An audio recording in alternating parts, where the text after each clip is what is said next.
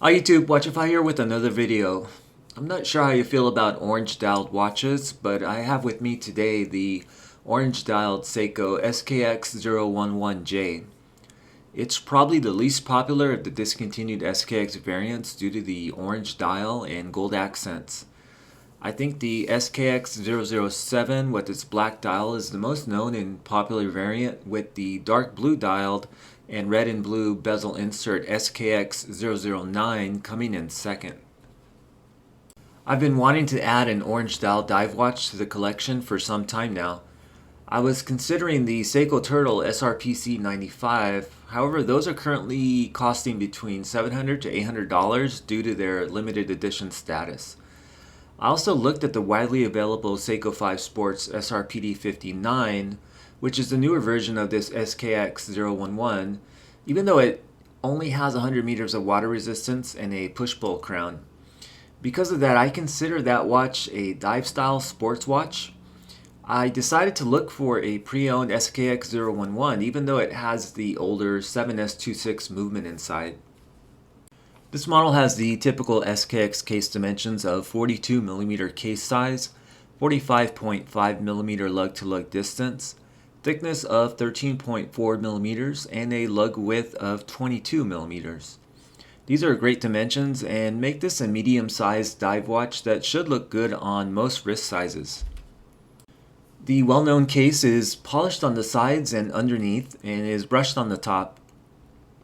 There's a screw-down case back with the famous Seiko Wave logo in the center. Note the scuba divers wording on the case back. The screw-down crown is unsigned and located near 4 o'clock. The unidirectional 120 click rotating bezel is slightly angled and is easy to grip and turn. The aluminum bezel insert is black with gold markings on it. It kind of looks like a light orange though to my eye.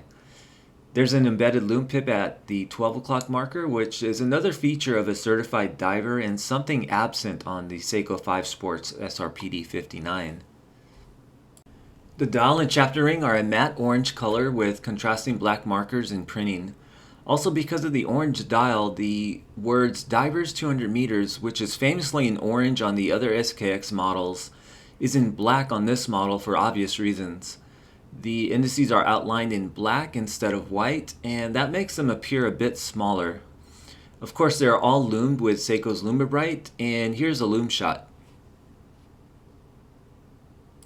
You can see the unframed day and date window at 3 and the white date wheel. The days of the week are in English and Arabic on this made in Japan model. I'm not sure why Arabic shows up so often as the second language on Seikos, but maybe it's because Seiko sells a lot of watches in the Middle East. Moving on, the polished hands are golden color on this variant, with the second hand being done in black. It could be that the gold coloring is what puts people off about this watch more than the orange dial does. I've seen people modify the bezel insert in hands to ones without the gold coloring. I actually don't mind it though, and I think it helps this watch stand out more from the other models. Covering the dial is a flat Harlex crystal that has a beveled edge, which I think is a good design choice in terms of appearance.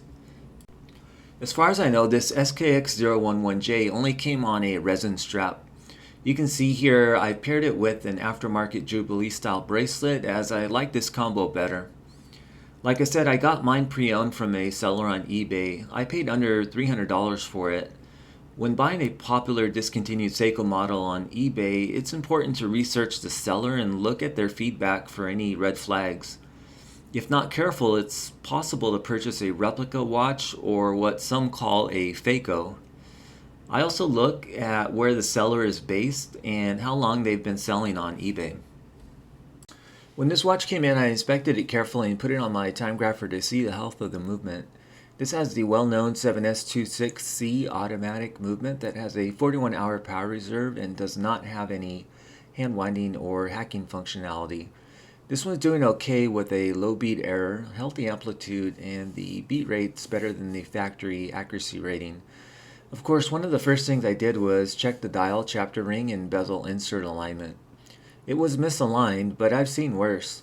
I improved things a bit by taking out the movement and nudging the chapter ring a bit in the counterclockwise direction. It's still not perfect, but close enough to not bother me.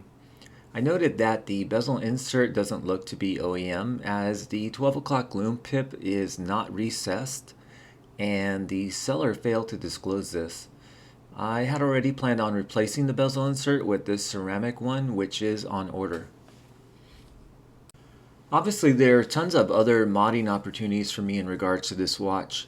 One of the more tempting ones would be to replace the 7S26 movement with an NH36 that would provide hacking and hand winding. Others would be to replace the bezel, add a signed crown, or replace the Harlex crystal with a sapphire one. I've done those mods before on some of my other watches, but other than the bezel insert replacement, I'm not planning on replacing any other parts.